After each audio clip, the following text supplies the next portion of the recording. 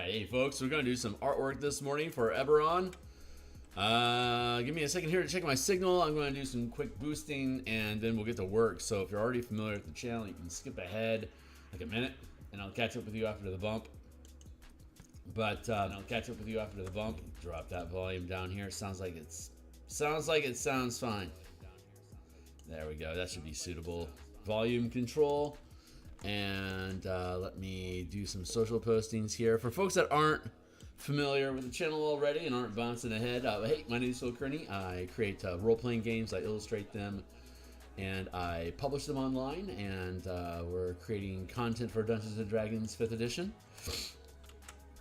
You know what? I need to make a little illustration here for what we're working on. So I'm going to do that here real quick for the social media posts. Let's do something like this. Burp. And then we'll go here and here. That should do.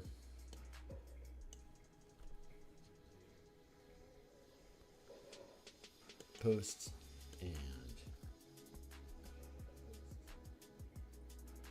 post and almost done.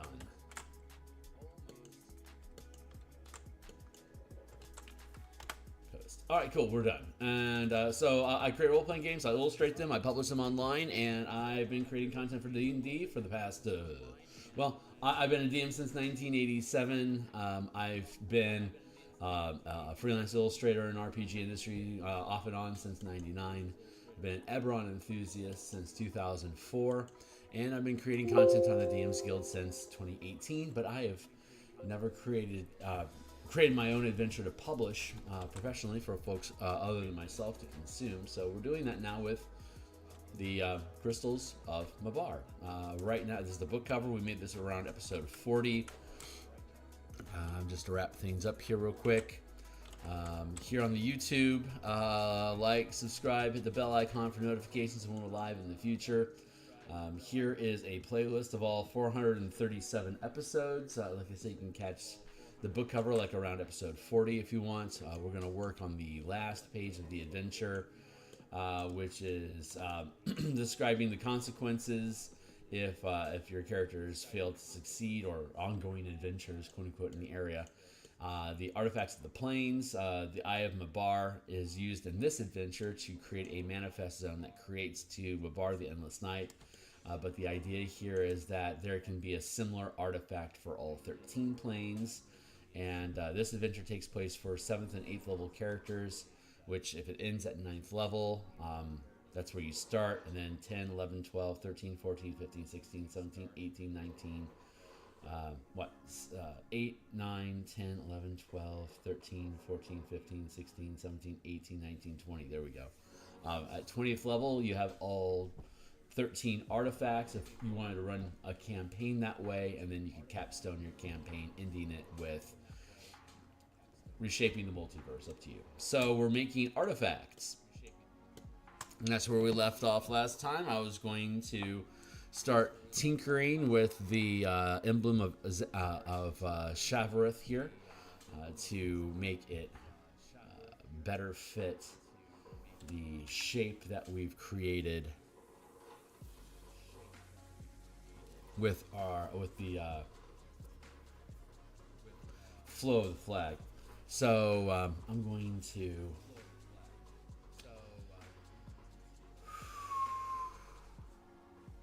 I'm going to drop the opacity here of the Shavareth symbol a lot and use that as a guide stone for where we're starting.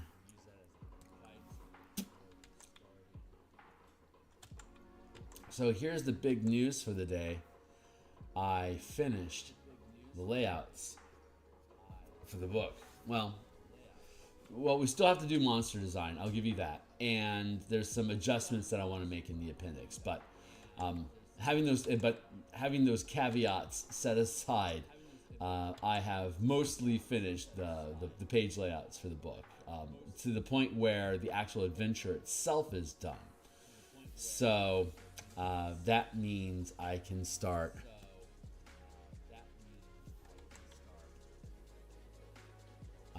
doing page art, doing artwork in the evening instead of layouts. I will still have to come back. Like we've got about like 60 some odd pages of adventure text, like actual adventure, and then there's the appendix. So I can safely spend a few weeks doing artwork in the book. It's like in the actual adventure portion of the book before I have to worry about resolving the appendices. But I do need to resolve the appendices still. It's just I have an opportunity I can step away from doing page layouts for a couple weeks if I choose. So if I'm feeling burnout I can also choose to continue pressing forward with layouts. So, but I have the option now. I can choose: am I going to do artwork tonight, or am I going to do page layouts tonight? And I can just say artwork for probably for another month before I'm going to have to start saying, yeah, I need to resolve the appendices so I can get the book done. But we're at a place right now where I can just do artwork, and oh my god, that feels so good. It is, although it's a muted victory, it is significant and noteworthy, and so I wanted to share that with the community because I'm excited about that. I'm very, very excited. So I am very much looking forward to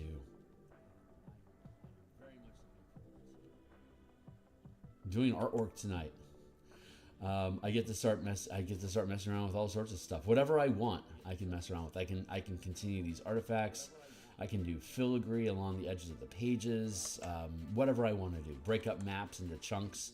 I'll probably break up maps into chunks and start putting them on the pages where those pages of the map are being described, so I can get a feel for the thing.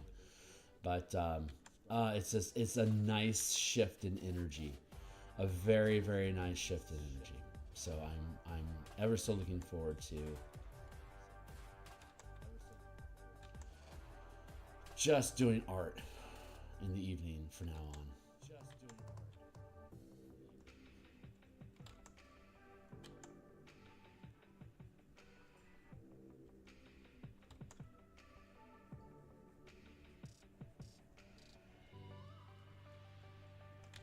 But I digress. I stream 9 times per week, Monday through Friday in the morning like this. We're doing, this artwork like this. Mondays and Thursday nights like last night, we work on the the Bastion campaign to create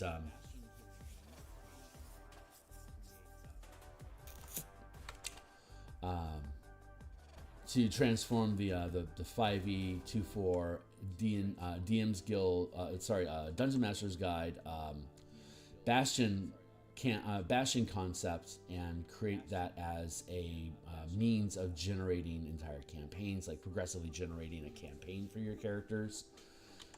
So we're going to that book continues on, and yesterday we made some good progress with the orders that can be issued. We're continuing to figure out how to, because we're building new language for the Bastion system while honoring what the Bastion system is in the DMG for relatability, also for humility, like not to be so smug as to think that like my system is so much better than the system that Wizards produced. It's the system that I'm building is complements. I would like to say that it complements what Wizards produces by converting the system into ability checks that have chances of success and failure to generate adventure. That's how I would describe the Bastion campaign.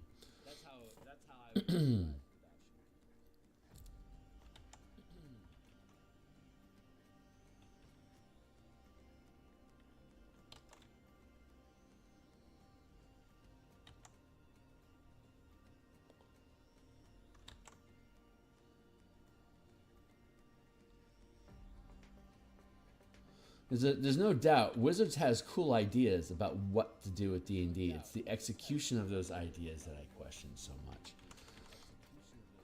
And so instead of just being a naysayer from the fence, I actually rebuild systems to like demonstrate like this is what I think they could have done. Like check out my Spelljammer book down below. It converts 5e combat into fleet and ship combat. It's like this is what Wizards could have done with Spelljammer. You know, if they had the time, resources, and appetite to do so. But it's using the 5e game engine. It can be done. And so instead of crapping on Wizards saying, why wouldn't you do this? It's like, well, let me prove that you could have done it before I say, why didn't you do this? Like, this is what you can do with a 5e game engine. Here's an example. Why didn't you do that? And then it becomes clear that, well, mechanically it can be done. The design is there. The aesthetics are there. The means is there. The 5e game engine is right there. And then you can ask, you know, why are you making these decisions? Because clearly it can be done. You just chose not to. It's one thing to say it can't be done, so we're compensating by providing the best option. But the 5e game engine is such a versatile game engine that you can't really say what we wanted to do can't be done using 5e. That's like saying mass combat can't be done using 5e game mechanics. That is so wrong. Like, look at my Spelljammer book. You can lead fleets of thousands of ships. And that was extrapolated from the Guilds and Warfare book that we had been developing prior to the release of the Bastion campaign. It's like, okay, well, clearly they're going in a direction with Bastions, so let's rebuild our mass combat system to work with the Bastion campaign instead of saying the Bastion campaign is wrong or the Bastions are wrong, and so we're going to rebuild them this way instead. No, the Bastions is a good idea. It's just not executed with any depth. So adding that depth expresses this is what it could have been.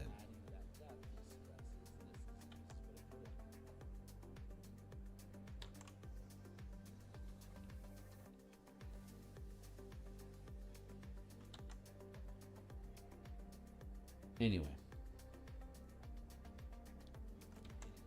That's what we do on Mondays and Thursdays. Tuesdays and Fridays at lunch, like today, probably like around, I want to say probably around 1:30 today Seattle time, which will be 4:30 East Coast time, which will be in about 7 hours from now. I'll be on again at lunch for an hour-ish, working on something. We just finished the Artificer, converting the Artificer using the 5e24 playtest content into the martial power mechanics. You know, I'm kind of feeling like I want to work on the Spell Point Sorcerer some more.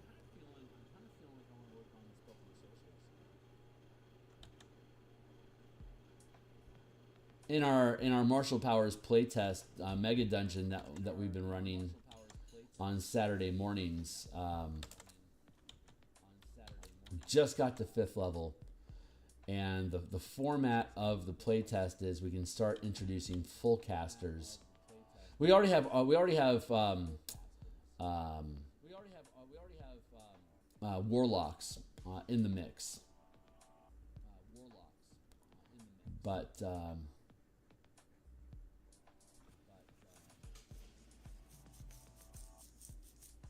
feels pretty good.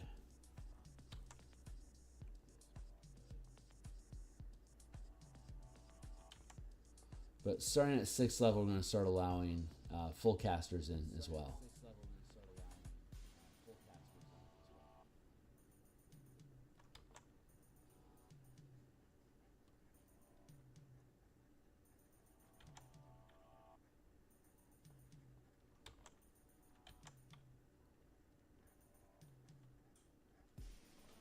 So I'm going to go ahead and get the Spell Point Sorcerer done. It's pretty done, but I want to mess around with it a little bit more. I think there's some stuff that needs to be fixed on it.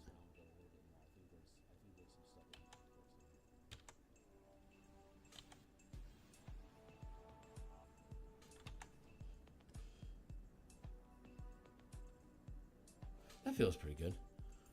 And I'm going to lighten it some like that.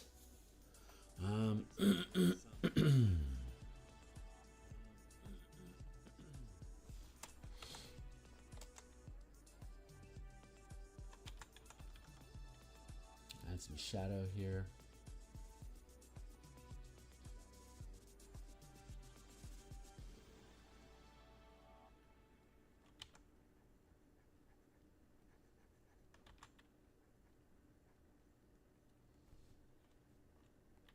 Oops.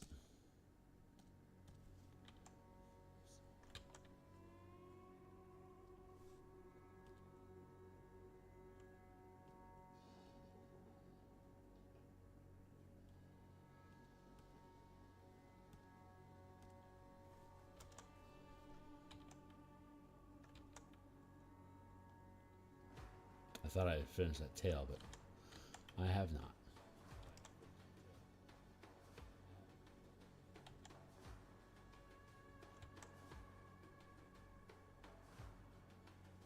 There we go. Like that.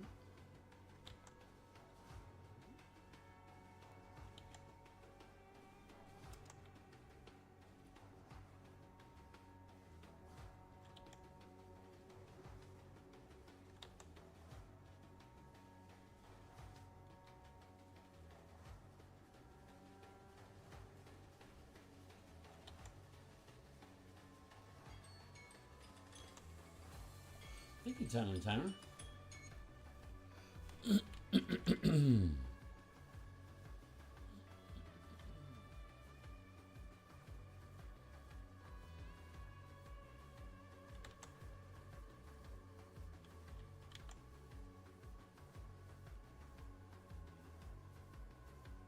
Let's do like that.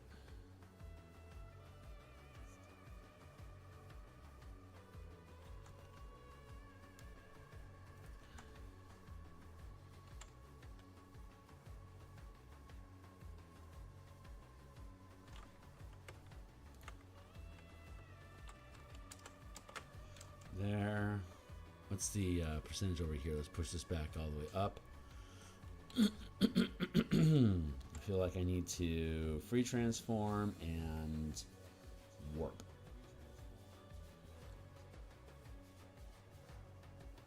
Like that.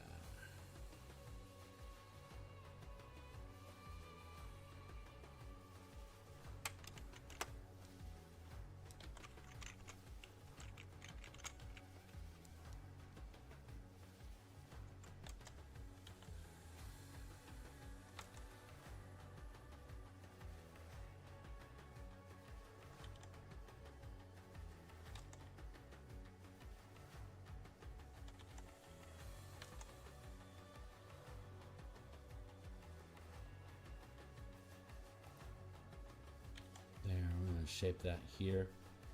Hey Fox, how you doing? Le poof.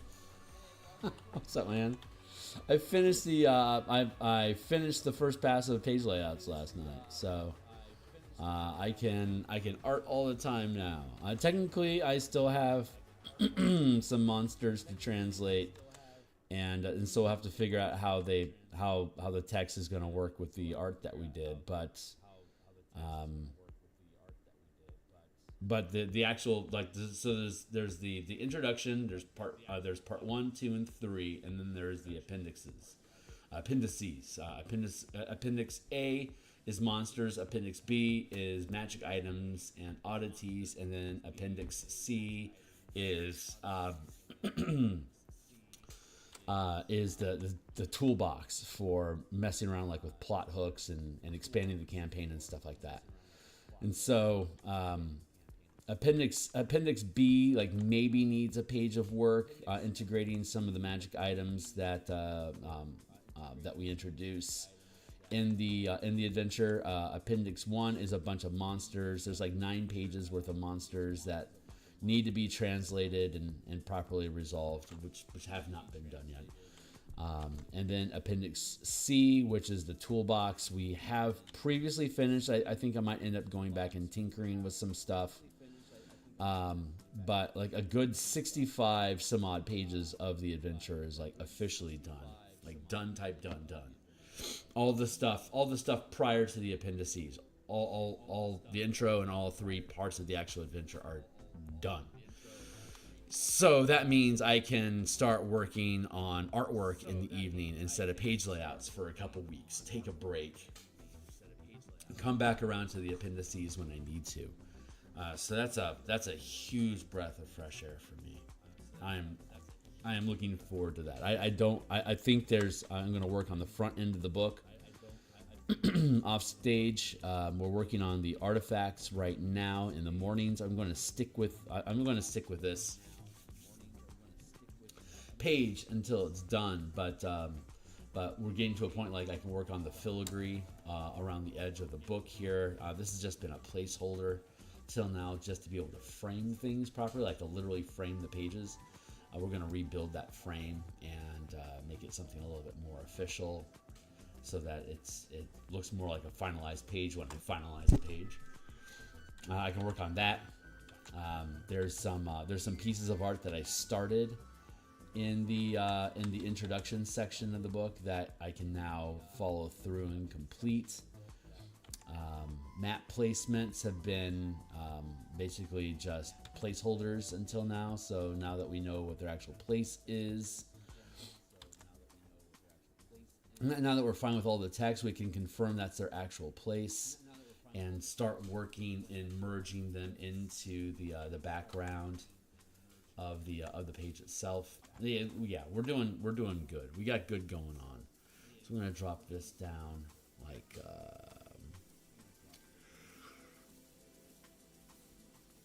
So that was huge last night. I'm very proud. I mean, I'm gonna go. I'll inevitably, like whenever, like for example, when we were working on this, we realized that like instead of a kiln, an anvil made more sense for Rizzy of the Plane of Ice.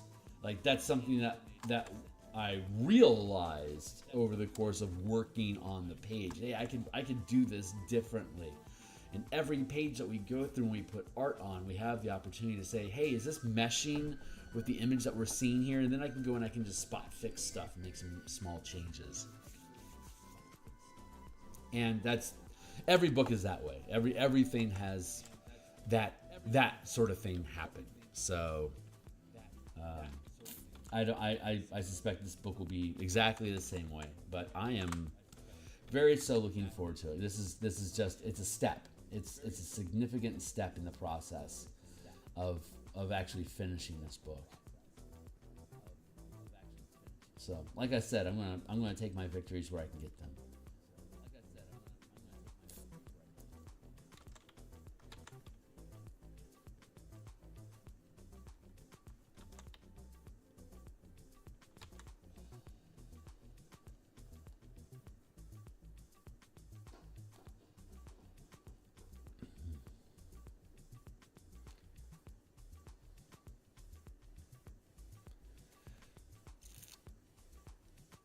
Right now, we're trying to adjust the highlights on the symbol of Shavareth to jive with the folds in the fabric from the billowing of the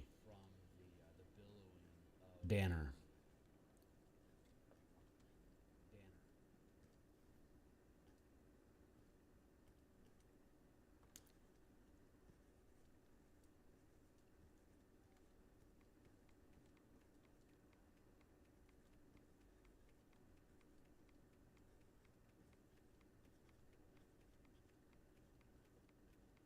This week in playtesting, we started 5th level. Shanwei, Rill Nightmare, and Kyo were our 3 5th level characters. They explored and experimented with the crystal chamber with the pool of water they found south of the temple. It had 3 settings, which were it was 3 colors, which was black, white, and green. They discovered they could reorient the crystal just to basically, by rotating the crystal, they could, like, quote unquote, activate or align the crystal with a different color of magic. And then in a side chamber, some of the glyphs are destroyed, but they were able to like jumpstart the machinery with mana. And there was mana settings that were 3 mana and 7 mana. Well, they chose to reorient the crystal to white energy and pump 7 mana into it, and immediately broke the machine. So it caused it to short out and slump off of the ceiling at a weird angle. So Shanwei's Artificer is going to make that a priority to figure out fixing that thing and exactly what is it supposed to do. They've got a pretty good sense that it does something involved with necromancy, like resurrection magic, healing of some sort. It's both weal and woe. They from studying events with the amount of undead that they had fought in that chamber previously, and the footprints that were coming in, and what sleuthing they were able to do. They assessed that this contingent of lizardmen warriors arrived at this chamber, and all of the warriors entered the water under the crystal, and then the shaman in the group went and activated the crystal, but the result was almost like all of the kobolds turned into ghouls. So it killed all of them and turned them into undead. And that was with the black orientation, which is where they found it. They found it with a black orientation, and then the shaman and his personal guard were killed by undead in that chamber. And then the team found them 2 sessions ago and killed the rest of them, and then took control of the area and started contemplating, what's all this mean?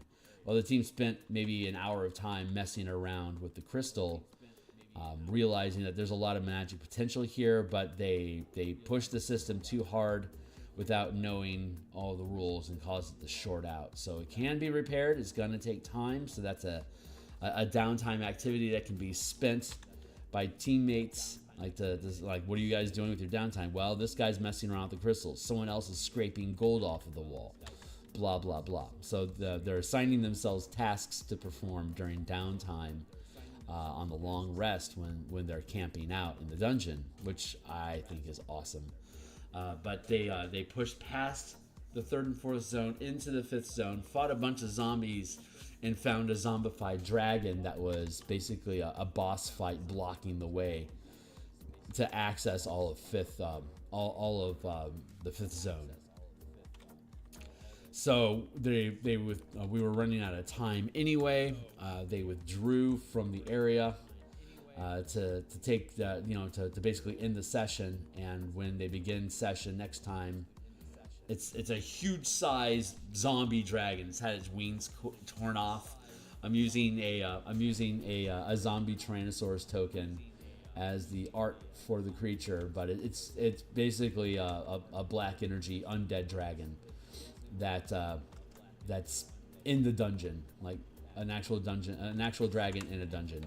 So they're going to fight that next session, and they know they can't secure long rests in the facility anywhere in the dungeon after zone 4 if they can't defeat this boss fight. So this boss fight is basically going to prevent until the boss is defeated, the team can't long rest anywhere past zone 4, which we already control.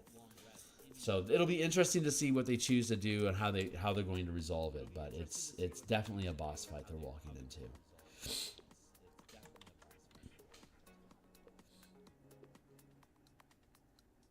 Bloodborne is too pretty to scrape shiny metal off of the walls. Slacker.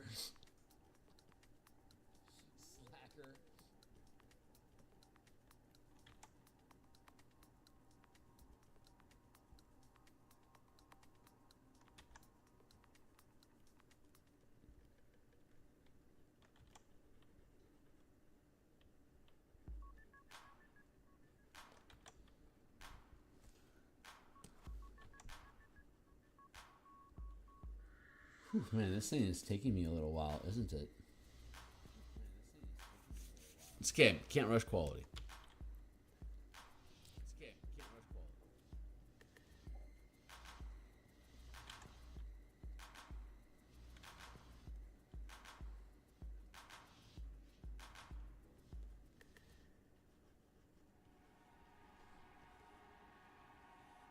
There's a crazy wind sound going on outside. It's like a rushing train.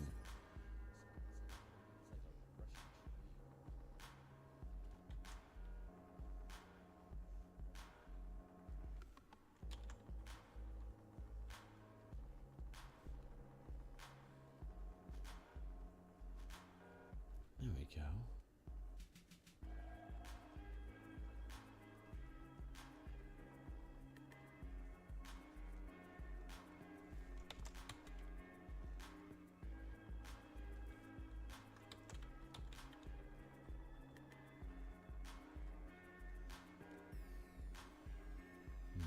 Blend that out in there. And there was a lot of time was spent updating the characters, honestly. So it wasn't it wasn't a full. We had like maybe 2 hours of game time. So they explored stuff a bit and then got in a fight and then called it a day.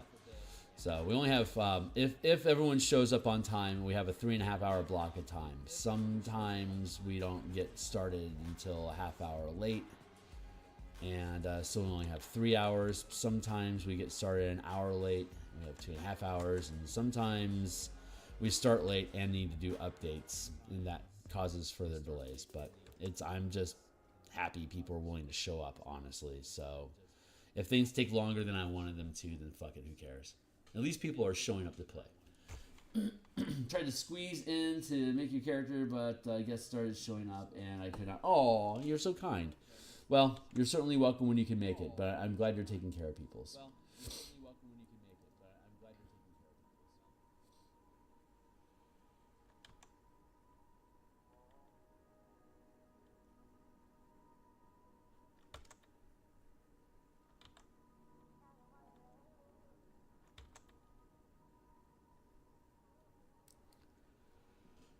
Did not see a single use of Stunning Strike in the last session. Oh my god, that water is so good. We might see that against the boss fight next week. Man. Feels good to be a gangster. I think I need to... I think I took this too far in the wrong direction. I'm going to perspective shift this like that. Yeah. Feels a little better. Let's scooch it over a smidge. That feels pretty good.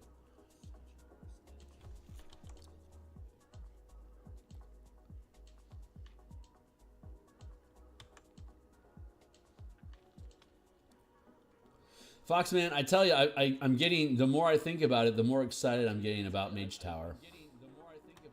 Might be silly that I am.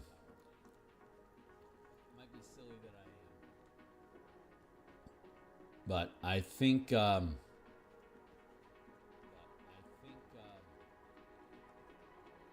might be a legitimate space for short scrimmages, like short 5e battle scrimmages. And having it themed around a game instead of like capture the flag or something like it. Instead of being a combat focus, being a sport instead that can utilize combat mechanics. That's kind of, to me, that's kind of compelling. I like the idea of what that could be. What color is associated with Shavarath? I wonder.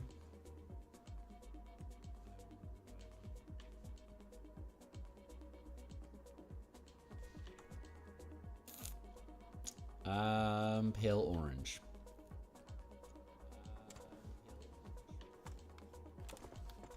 Okay, what's the RGB of pale orange? Let's find out together. RGB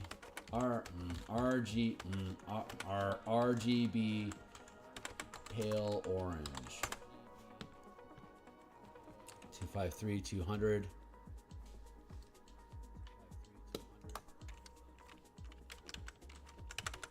131.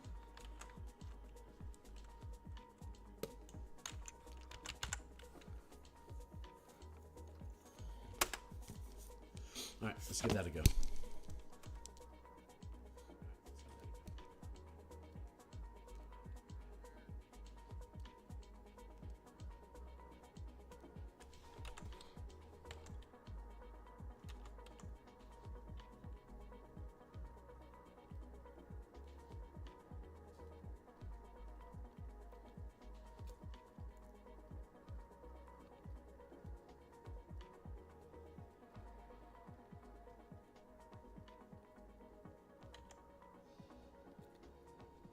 Text. You're all about it. DD mini sports ball. So yeah.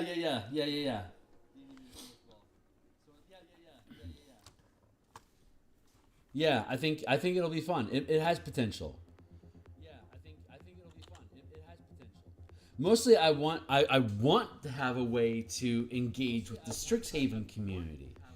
Because Strixhaven it's an MTG game, so it can utilize. I mean, we have mechanics and rules for implementing color magic with it, but it hasn't been a specific focus of mine to do so because it's such Strixhaven really isn't so much about combat or exploration as it is about doing school stuff, and it's a different vibe. So I wanted like I was saying at the beginning, the 5e game engine is awesome because of how much you can have mechanics mess with vibe, and I need to have a system in place. Like one of the motivations for the martial power system in the first place was to give martials a purpose and identity in Strixhaven. Because it's framed as like wizard school, right? Like learn magic, like which often translates into learn how to cast spells, which martials are not going to do unless they are a hybrid class, or like Arcane Trickster, Eldritch Knight. But I wanted to open that up to all 13 classes, so it's inclusive.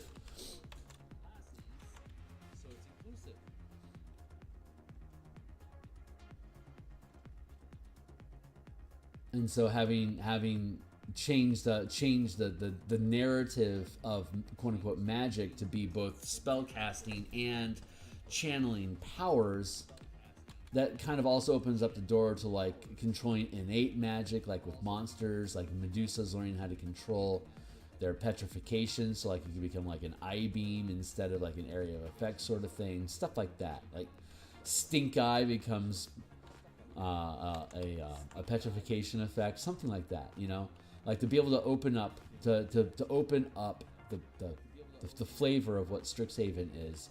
But to do that, the way that I like to roll is to have mechanics reflect the narrative, so that the narrative is enforced by the mechanics, and the mechanics can create interesting narrative opportunities to explain why mechanics do what mechanics do. And then so the mechanics can explain the narrative, and then the narrative suggests mechanics. So you can have those things. If you have those things working together and in tandem in the development of whatever it is that you're doing, you're going to have a more cohesive piece, because the mechanics will reflect the narrative will reflect the mechanics, and it will feel congruous, like they were intended to work together. And that improves the quality of whatever it is that you're doing. So for Strixhaven, again, I wanted to have the martial power system in place so that a barbarian would have a reason to go to Strixhaven. It seems antithetical for a barbarian to go to a university. But I mean, that could be Nature Boy stuff out in the Tarns. And you can change the narrative flavor of these things so they can actually make sense.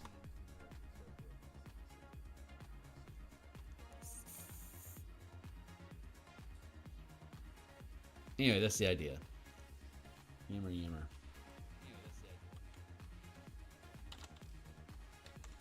to drop a little bit of black in here.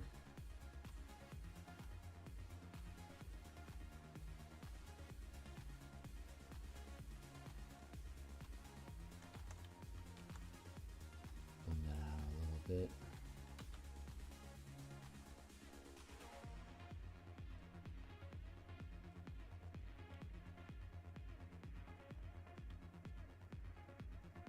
think I'm about where I need to be with this.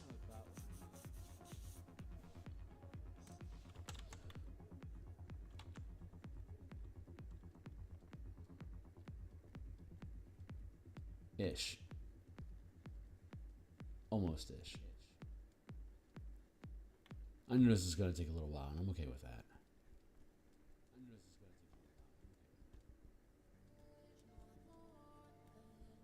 But that's exciting. I like that idea.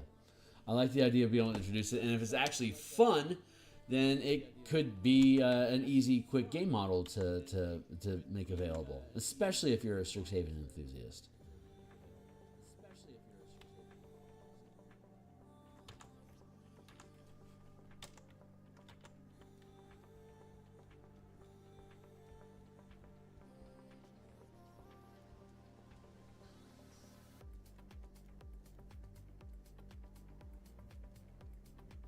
There we go.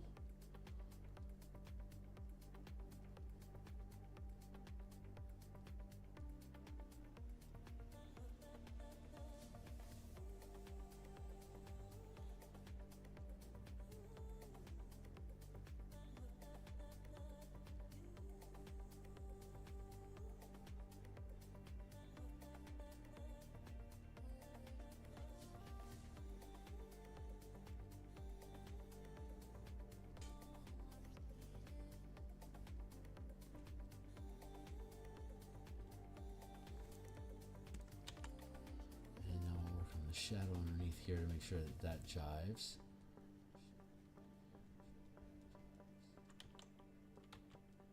I spy with my eye some text that is scrawling on the wall. What's up? Hey, Foxy. I like it because I have multiple groups running and I could team them up against each. Yeah, it would be a lot of fun. It's kind of isolated, you know, like a little instance, but. One of my friends, Scott, he his D&D teams would have brawls to see who was in charge. Way back in the second edition days, when you'd have like people that would like be the caller to tell the DM exactly what the team is going to do, and they would have brawls to see who would actually be the caller. So if my character killed the rest of your characters, and you know, it's this theoretical round robin thing. No one would actually die, but at the end of it, whoever was the winner would be the shot caller, and then everyone would basically just have to follow what they said. Like, I want to do this. Well, he says that you're going to do something different. So the shot caller is telling the DM what your character is actually doing, regardless of what the player said that they wanted to do. And it's kind of a funny dynamic, but that's how they rolled, and. And so, like, you know, this would be a way for us, for someone to express that, like to make a game out of it instead of like a slaughterfest. It could be a sport, for example. And if they're like short matches, maybe we could resolve a game like in an hour, maybe hour and a half. That doesn't sound unreasonable for just like, you know. Something that's, you know, to fuck around and have some fun with for a little while.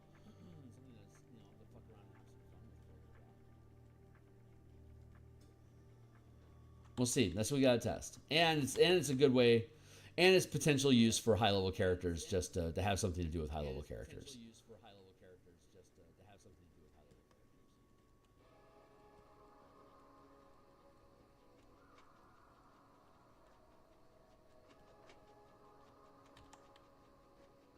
So we'll end up making, you know, a document out of that we'll post on DMsGuild, and since it's Strixhaven, that's Wizards IP, so making a document for it on DMsGuild is appropriate. Probably call it something clever like Mage Tower Tournament, and then provide all the rules for it and sample characters and how to play, and if you have. That's the kind of thing that we could play test and then like actually run like live games, like stream actual live game testing of that. That would probably be something acceptable once we lock down the format. It's more interesting that way, and it's a fun way to be able to potentially like just like build theory builds and see how well they play against each other. And that you can PvP without it being like weird. I like that too. I really like that idea.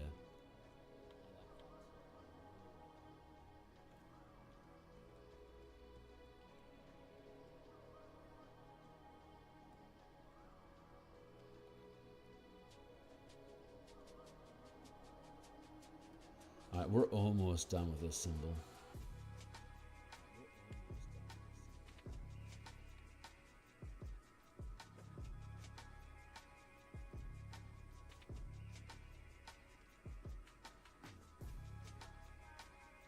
And then we'll move on to the pipe.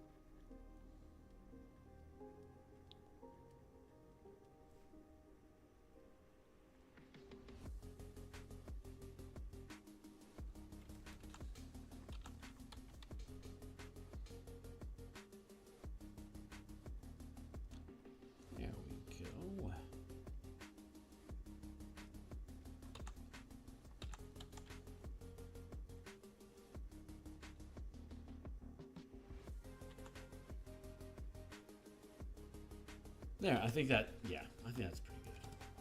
For the time being, that's going to work. Probably want to bring this down a bit.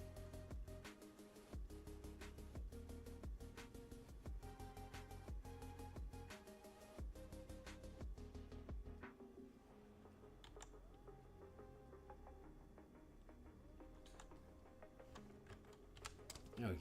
Yeah, that looks pretty good. Looks pretty good from afar. And we'll work on the cleanup on this later. So we're doing light detail work for now, and then we're going to merge the line art into the color, and then we're going to fade that all together.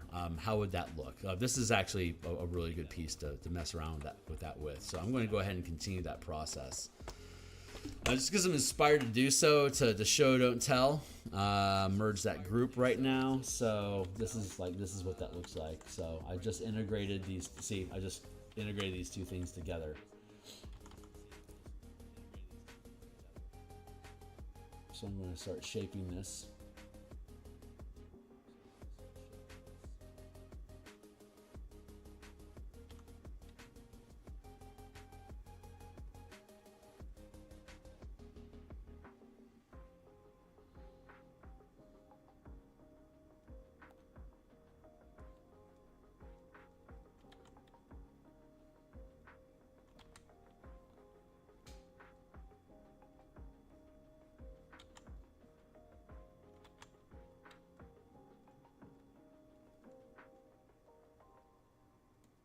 Because the muse told me to.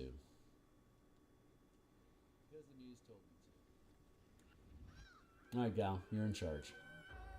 She runs the show. She's in my heart.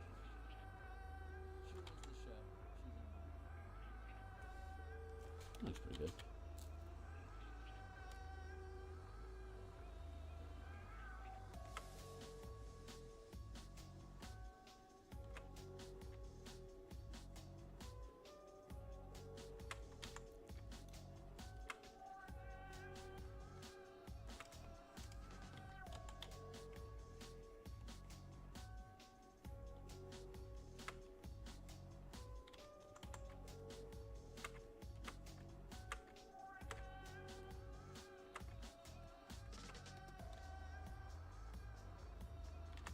Push that up, pull this down. cleanup aisle everywhere.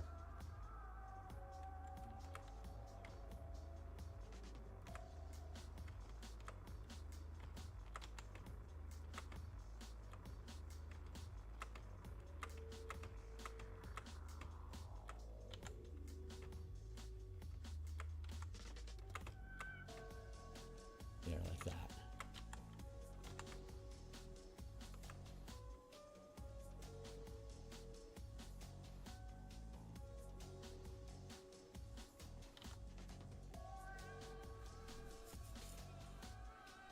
So bad.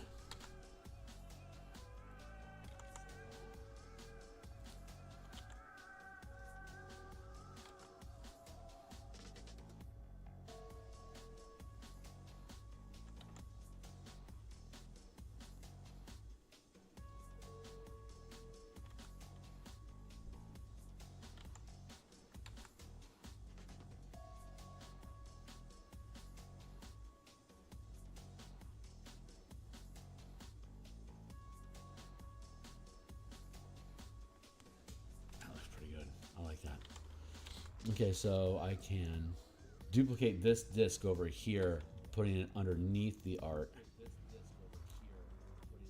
I should switch to my pointer tool, my guitar pick. It's better at pushing pixels and smudging them. I was using the fog cloud brush, which is really good at smudging pixels, but not pushing them. So I needed to switch the tool for the appropriate job, which is what brushes are really good at, being specific pixel tools.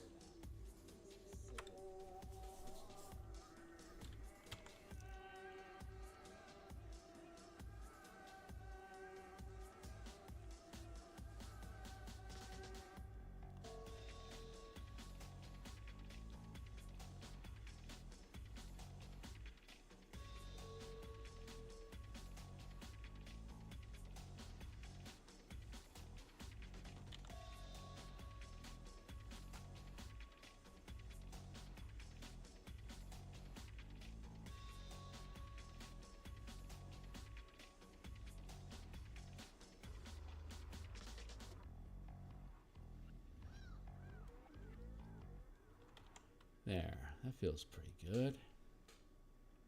That feels pretty good. Let's keep working.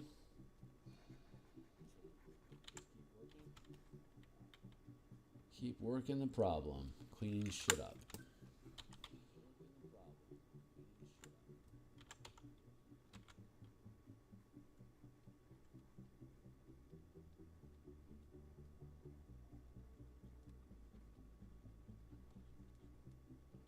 There's probably a cleaner way for me to blend this line art in, considering these angles, but this is how she wanted me to do it, so I'm going to do it this way.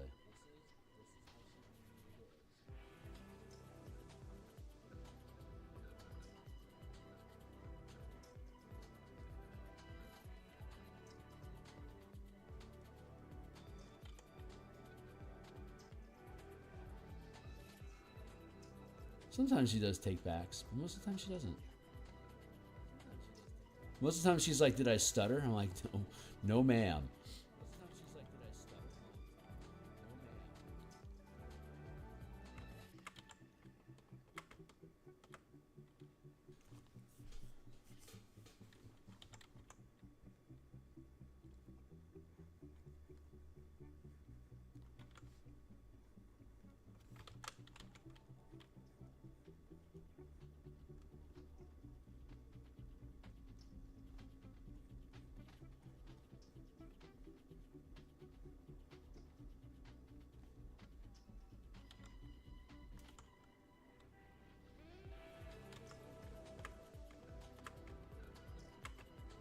That feels good.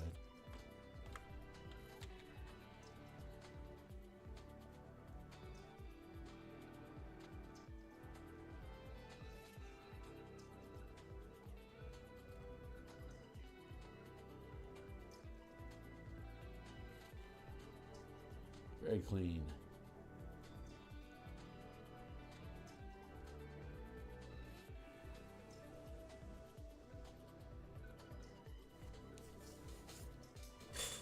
$7:30. I still got Yeah, I still got 20 minutes. Whether or not I'll finish this particular piece or not, we'll see. There's a decent chance we will.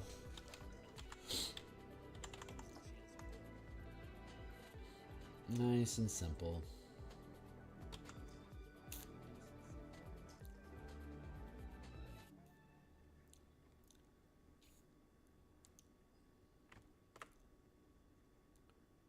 Simple banner.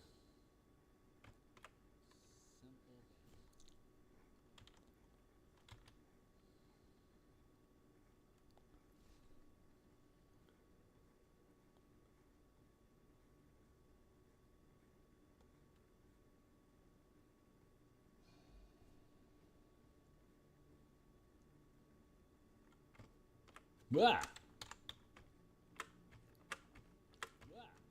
Smudgy bit.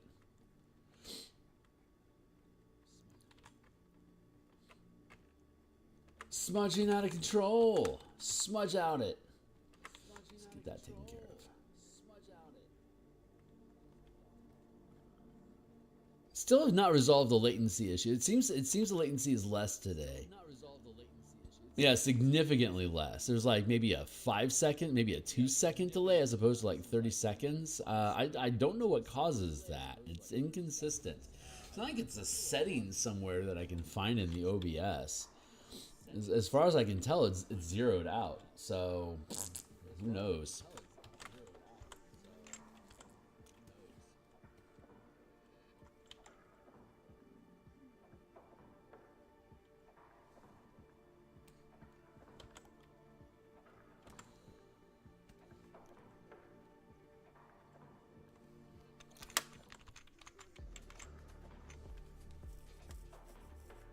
Yes, just like that.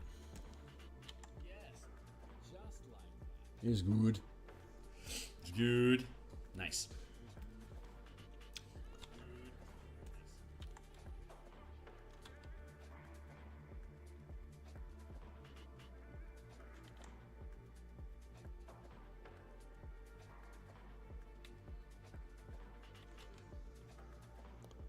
Thin that down. The nice thing about a war banner is it can have tattered edges. If it feels good. So I don't have to be perfect with trimming these lines. I actually want these little frayed bits over here like that. That actually kind of looks right. If it's not overdone. I don't want a perfect banner. Like I can do some more of that fray over here as well. It has to be selective though, otherwise it gets overwhelming. It's an accent, not a main dish, you know.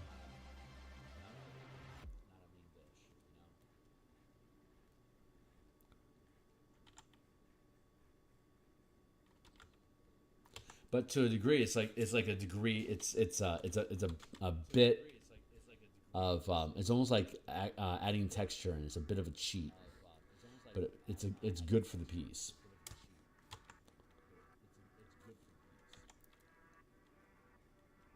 I feel like there's more text over in the corner. So.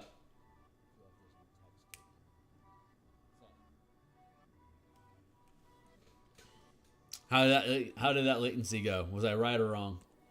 How did that latency go? Was I right or wrong? See, I can hear myself almost immediately.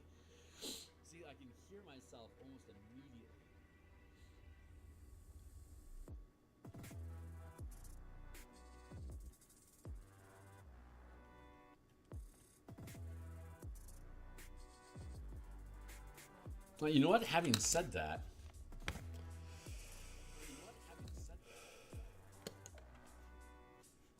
there is always popping chat out.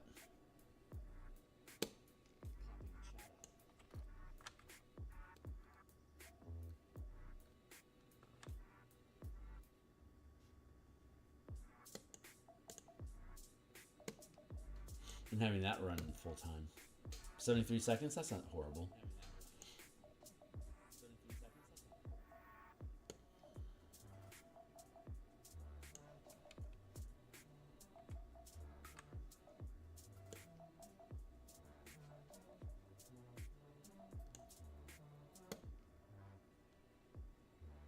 Maybe this is the right way to do it. We'll see. I'll experiment with that. I'm fine with that being the experiment for now. There. Maybe that will reduce. Hit a test with me there, Fox. When you got a second. Chat lag is the worst ever. Chat lag is super good.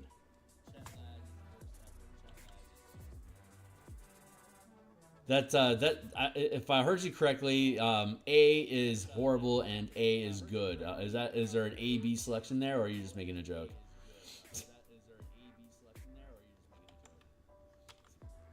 And don't let me distract you from your work.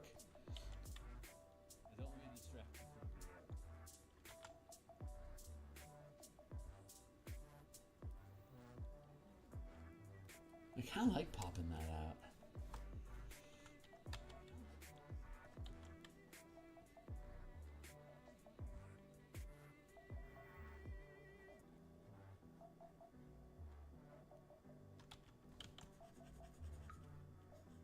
Where? Let's keep that clean, Kearney.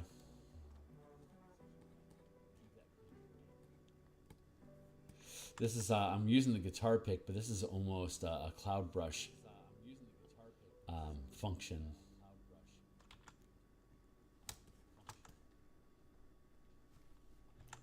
That's looking pretty good.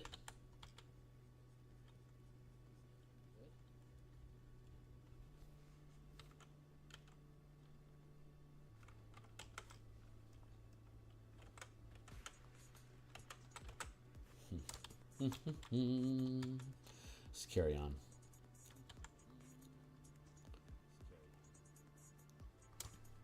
Voice chat is bad, text chat is bad. That's a shame.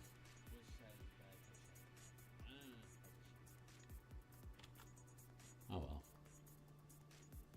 I'll figure it out.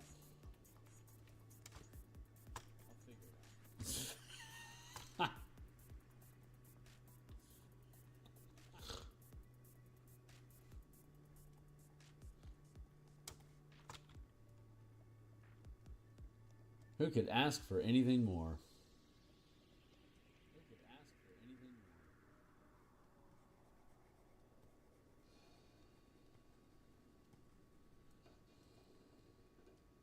Blend, blend, blend, blend, blend. That's what we're doing. Push, push, push. We're pushing pixels. So much of my art is smudge. I push the hell out of the pixels in my piece. I don't do a lot of paint over to correct things. I push pixels around until they look like they're in the right place. It's not necessarily the right way to do it. It's certainly the Phil way to do it.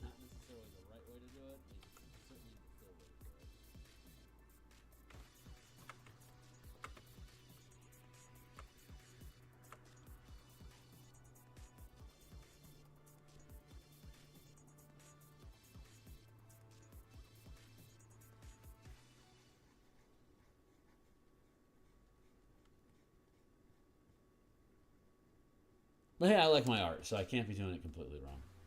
I probably shouldn't have integrated the Shavrith symbol directly into the rest of the composition while I was still working on it. I think that's going to potentially create trouble for me, but alas, earwax. I technically knew that when I started. I have tricks. I could disappear it and then re-add it later. Photoshop is awesome that way, but I think I'm going to cheat it. I think I'm going to muscle it out here instead of cheating it with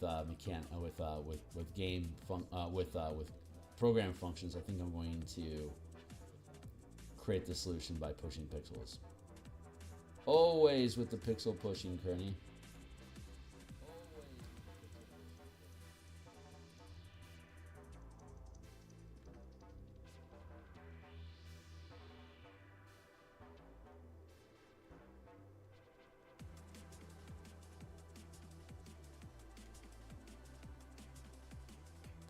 Pixels like atoms, we're arranging the universe for the viewer to appreciate for a fleeting moment. I'm going to hit save because something just felt weird. I'm going to take that opportunity to grab a sip of coffee. And then chase it with some nice icy water. Got about 10 minutes left. So we're just going to head and keep pushing pixels around here. Who knows? Maybe I'll finish this tonight. I love that I can say that.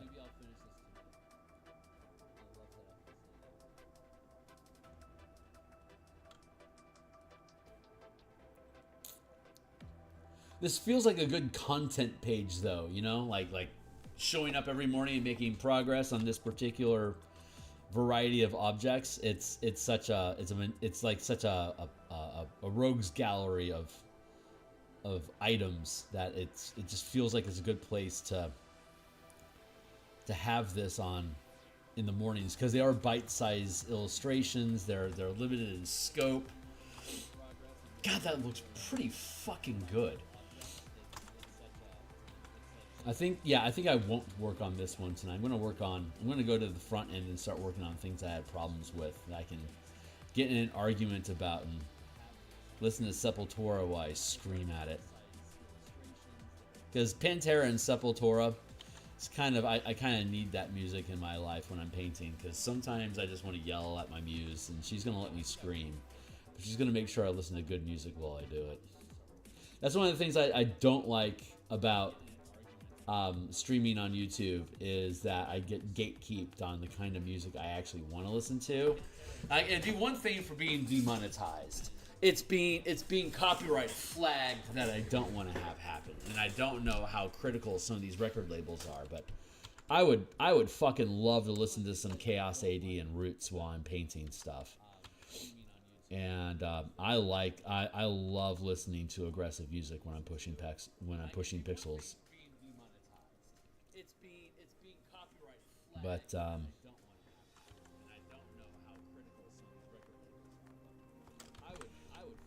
I used to do that on Twitch. I would just play the radio, quote unquote, play the radio. I just put in, whatever album I wanted to listen to. Damn the Torpedoes,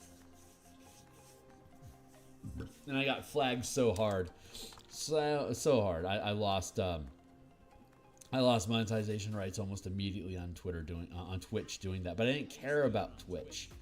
It was just me experimenting and having fun. But then I started accumulating an audience. I'm like, I'm never going to be able to do anything with this audience unless I find a way to monetize it somehow.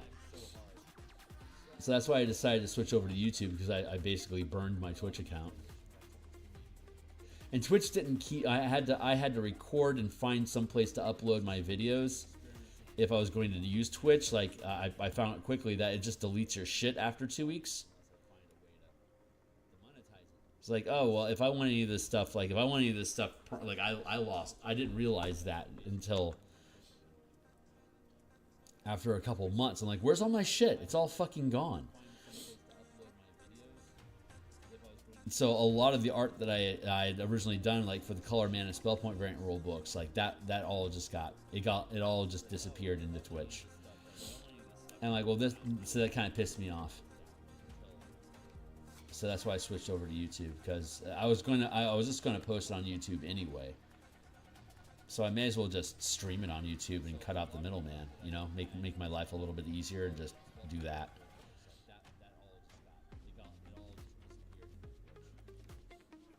But then I'm like, well, I can't play the kind of music I want to play without risking demonetization again, and I certainly don't want to demonetize my YouTube account. So maybe I'll get to a point.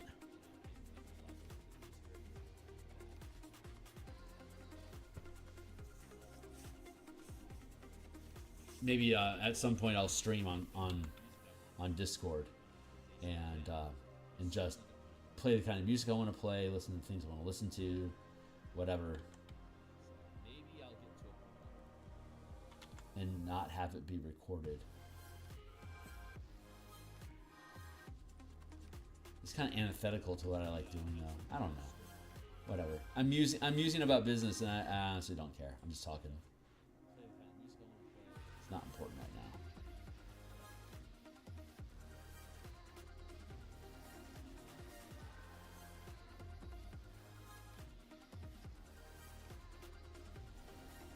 I'm shaving pixels, like a line, like pixel wide line. There we go. That felt really good. And we'll take care of this post afterwards. It's the post is hard, like I'm going to erase the post here, so it's not a problem.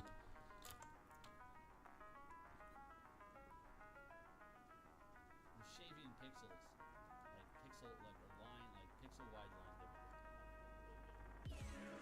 And we'll take care of this post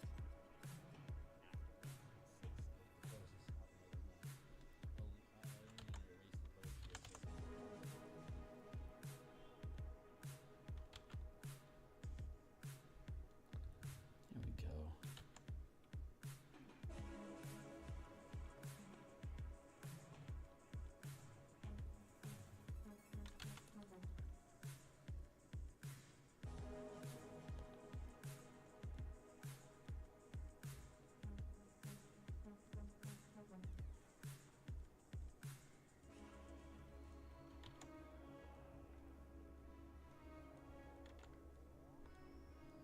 There.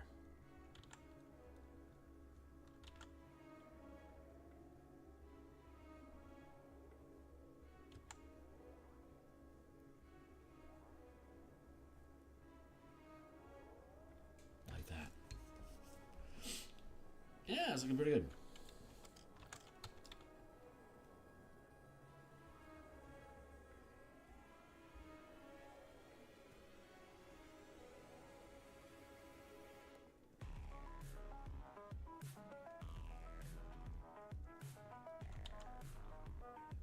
The thickness of the line, effectively conveys the thickness of the material.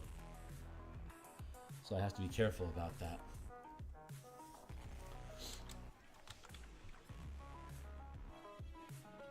I can also use that line to an extent to help fake shadow and stuff. It does add mass. Like I was just saying, it dictates the thickness of the material. So I can manipulate that property of the line art to hopefully work to my favor, and getting the lighting to work the way that I want it to.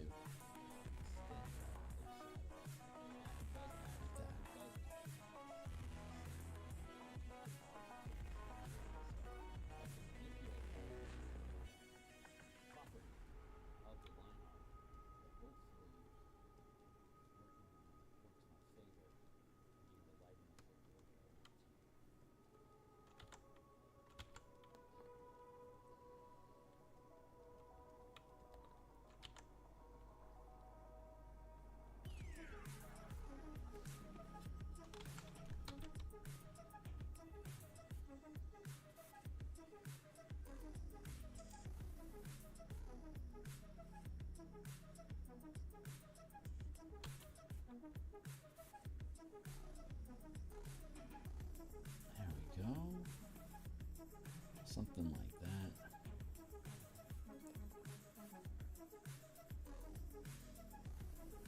Here I want to actually reintroduce some darkness. So I'm going to grab that. We're going to drop down the pixel. We're going to bring that line in.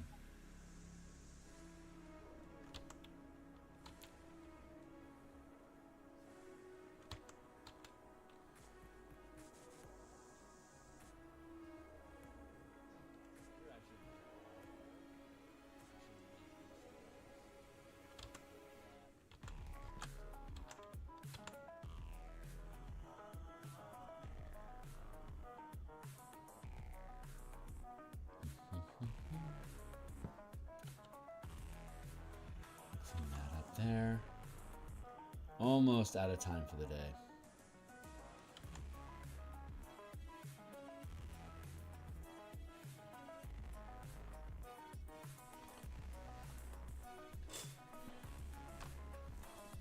Yeah.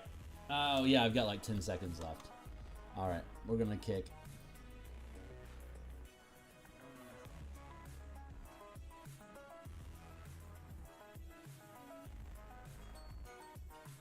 There we go. That's my timer. We'll go ahead and call it break for the day. But yeah, that's coming along nicely. So we'll just resolve the shaft to coincide with what we have working here at the top. And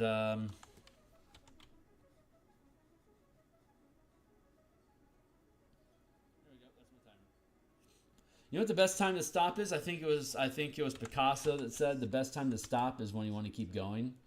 So, or was it Da Vinci? It may have been it was either Van Gogh, Da Vinci, or Picasso. When you want to, that the best time to stop is when you want to keep going, so that when you come back to the piece, you catch that feeling of being pulled into the work. So the best time to stop is when you want to go. I really want to keep going on this piece, so this is the perfect time for me to stop. I really like how that's turning out, though. It just feels good. It's mechanically simple, but I think it's being executed well.